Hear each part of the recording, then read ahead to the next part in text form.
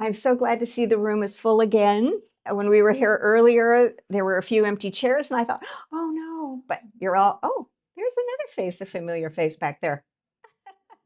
So, welcome. And it has been great fun doing these talks, and I'm looking forward to continuing on this summer. So, my talk is Market to Market. And my first thoughts in creating this talk was to tell everybody about the small little neighborhood markets that down the street from where a person lived. It would be, the place where mom would go in her dress and apron, perhaps, and grab some milk, maybe a loaf of bread or a few other basics. And then the kids, they'd hop on their bicycles and ride down to the market to buy maybe some candy or some soda. So before I delve into the specifics of my talk, I do want to give you a brief history of marketing and grocery shopping.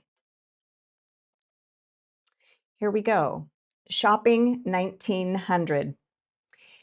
Way back when, the woman would come into the store for dry goods and hand her list to the man behind the counter. He would gather up everything that she was on her list, and she would pay and be on her way. This was a very personal shopping experience. And of course, if there was any issue with paying, the owner would extend credit to the customer. So take a look at this picture, an example of such a shopping trip. Let me just turn this on. There's the gentleman behind the counter.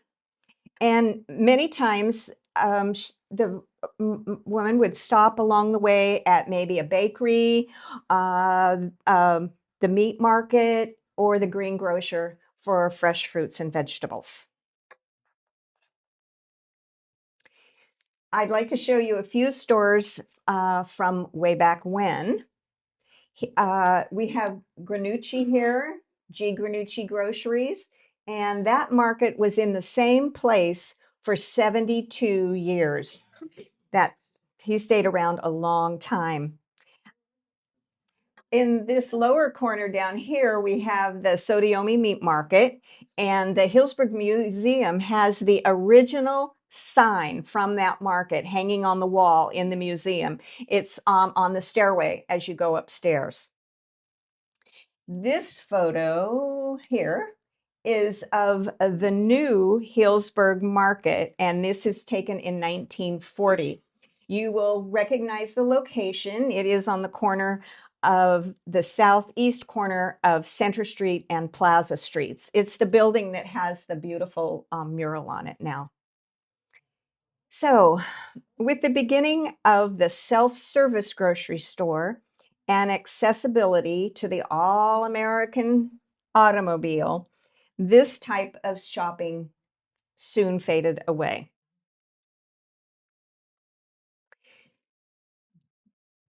Examples of these self-service markets are here in Healdsburg was Purity Market that came in 1942. And to the best of my research abilities, Safeway was at 404 Center Street in January of 1953. And that's where the old post office was. Now we are going to take in some of the little neighborhood markets that was the inspiration for my talk. This is not the Depot Market, but I couldn't find a picture of it. But the Depot Market was down on Harmon Street across from the train depot that this picture shows. As the market changed ownership over the next decade, I came across the name Earl Belli, and who operated the market in 1934. Well, that name rang a bell. Judy Belli came to mind, so I called Judy, and she does remember that it was Uncle Earl. Now, her remembrances were long after 1934, but she does remember that Uncle Earl always was a bartender, and so maybe there was a little bar in that market as well. The market was sold in 1940. Now, when I was talking to Judy, she told me something that I haven't been able to find out more about. So I'm hoping maybe Lou, you might remember. She talked about as a little kid, a little child, she would go over to, you know where Georgie Park is in the parking lot there? She said there were some Quonset huts there where people lived. And she said that she would go and buy candy there. Now, I don't know if there was a little market in there or if there was if it was a candy store, but she just remembers going over there and buying penny candy. So if anybody knows, let me know. I'd love to find out about it. So now we're going to move up a little further up the street to the University Street Market, and there's several of you here in the room that I know about that. So change of ownership was once again in play with the University Street Market, which was located at 216 University Street. Again, I don't have a photo of the original market, just this current image. Um, when I went to take this picture, the owner of the house was outside. So I went over, introduced myself, asked if I could take the picture, and told him why. And he said, yes, he does remember that he'd heard that there had been a market there at that location at one time. Um, I did not I'm not sure of the exact date of when that opened, but I did find that in 1927, it was owned by a gentleman by the name of Mr. Goddard, and he sold it in 1928 to J.T. Balash. And Mr. Balash had expectations of changing the name to Sodiomi Grocery, but that did not happen. So a lot of what the information that I got from to prepare this talk was from personal recollections with people, and one of those was Daryl Barbieri sitting in the back. And he's a golfing buddy with Jim, my husband Jim, and a friend of ours. So we all got in the car and drove Daryl around town. And he told me the story of the University Street Market and some of the other locations, which we'll talk about in a bit. But he was a great source for history of our town and this market. Daryl lived across the street from this market, and at the time, in the 1940s, it was owned by Lloyd and Ollie Schmid. Good, I got that right. Thought I wrote that down correct. And they lived next door in a little house, and that is now an apartment building, but they lived right next door. We're going to move on up to the College Street Market. And again, the market is gone, but this house is in this location. It's at 536 College Street. I see some of you shaking your head so that you must remember it. I love it. I love it. I love it. And I did find that this market was around in 1909. It goes way back. However, it did change ownership many, many times over the following decades. The market was still in operation in 1948, selling groceries and meat and a deli. So now this site is two houses. There's this one in the front and one in the back. Okay, we're going to head a little further north up to the Powell Avenue Market. We all recognize that. The Powell Avenue Market was a mainstay in the Powell Avenue, Fitch Mountain neighborhoods. And today at Summers Market, you can grab a sandwich and a cold drink and have a great lunch. Adam Campbell, who at one time was one of the owners of the market, that's the generation I remember. He in 1965, he was the assistant manager at the Purity Market here in town. Okay, now we are going to leave the neighborhoods and we're going to go downtown Healdsburg. McGinty's. This market was around beginning in 1916 or 1911, depending on which resource you read. And in this picture, in the upper left-hand corner, you can see that in addition to selling groceries, they had coal, lime, cement, and feed. One-stop shopping. And again, I love reading the articles in the Healdsburg Tribune, and I read this one that Mr. McGinty in 1926 opened up a store on the Von Graffen Ranch. And the Von Graffen Ranch is about, 7.5, 8-ish miles out West Side Road.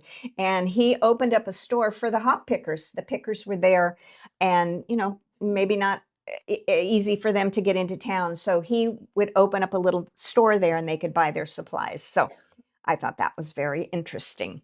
Okay. Um, Also, another little fun fact that I read in the newspaper was that in 1929, Miss America came to Healdsburg and was demonstrating S&W coffee at McGinty's. And as you can see on this slide up here, they gave away fine china along with some of their neighboring businesses. That was something that they gave away there at the store. I think most of us remember getting something in a box of Tide detergent or at dishes at the service station, but they gave away fine china there too. And then in 1936, McGinty's became McGill's Market. Now we're at McGill's Market. I want you to take a look at some of these prices. In 1936, McGinty's became McGill's Market, owned and operated by the Howard brothers. I loved reading articles in the Hills, as I had said, reading articles in the Healdsburg Tribune about some of these markets. And I found this one, and this is what it said. Looking back in 1942, McGill's was proud to deliver at no charge a grocery order totaling $3 or more. So, yes, a number 2 can of corn or peas was 19 cents. A pound package of thrift biscuit mix was 6 cents.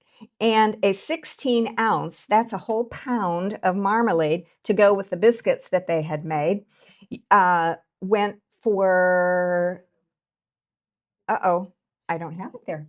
Where is it? Anyway, it's there. Marmalade, there it is, 16 cents. Okay, I got, so you could definitely fill a complete grocery list for $3 and have it delivered for free by McGill's Market. And however, too, that if you bought produce or meat, no matter how much you spent or how much or how little, they would always deliver that for free. That was at McGill's Market. We're going to scoot downtown now, the rest down to Center Street at 308 Center Street. And I'm sure that you recognize the location across the street from the plaza. And it's where Downtown Bakery and a winery tasting room occupy the space. So when I was looking at these two pictures, I was trying to decide now, is that the same building? And so Jim and I came into town. We stood across the street and the plaza and we looked over. And sure enough, they are the same building. It's just this more modern version eliminated all of the decoration and architectural elements. They've been covered over. However, they've been recreated and so when we were standing there, we could see these little corbels or whatever they are. Sorry, Fran, I don't know the quite technical term. And we counted windows too, and we could determine that this is the same building and Plaza Market has been there. So again, one of those fun little tidbits about the Plaza Market is that they gave away a sewing machine in 1966. Woo! Okay, now we're going to head over to Healdsburg Avenue, or really West Street as it was known at this time. We're going to talk a little bit here about Brown's Market. There were a number of owners over the years. However, one of my personal conversations with Nancy Bocio Hawkert was that her father owned the store in 1952. And she remembers sitting on the counter as a little girl and nibbling on a piece of salami that her father had given her. Now, Daryl, my buddy Daryl, he remembers going there every Sunday after Mass. He was an altar boy at St. John's, and his mother would buy 50 cents worth of salami and some milk bread. They would go home and enjoy their bread and salami. Also, in addition to the information that I got from Daryl, I was fortunate to email with Babs Biasotti Larson, and she sent me this picture of the Browns Market, and it says Biasotti Brothers. And yes, the Biasotti brothers did own the business at one time. I did want to say that Babs Biasotti Larson, her parents were Jinx and Ernie Biasotti. So those of you in town, I knew Jinx and Ernie. I met Jinx when I was working at the Chamber of Commerce. Before Mr. Albosio owned the store, Ernie and Non, sometime after, and this is what I got from Babs, that sometime after World War II, they were the store owners, and their younger brother, John, worked there occasionally. Now, more about John, Ernie, and Non coming up. The Browns Market is where Pearls of Joy is now. I think it's 461 West Street, Healdsburg Avenue. And then here is the ad talking about the Italian cold cuts that Daryl and his family partook in. Okay, here we go. Redwood Market. I'm not sure of the exact beginning of the Redwood Market at 443 West Street, now Healdsburg Avenue. However, in 1949, the market was purchased by Charles Scaglione from then owners Manovi and Galeazzi. And Ernie Franson became the managing owner in 1952 until he sold his interest to Charles in 1961, and Ernie became the funeral director at Fred Young and Company. I think you can recognize the location in spite of the floodwaters. It is right next door to the parking lot at Sanderson Ford, but this building is no longer standing. Okay, the many changes at the corner of West Street and North Street. Okay, I had to do a lot of figuring out how that all progressed. Here we are, Siri Grocery in 1933. This year brought big changes for the Siri Grocery, a new location at the corner of West and North. According to the Healdsburg Tribune, they had a big sale at their old location, which I'm sorry, I don't know where it was, to clear stock before making the move. The remodel included preparations for a meat market, vegetable stand, as well as plans for a model grocery store to be operated on a cash basis. Sounds like it's the benchmark for Purity and Safeway.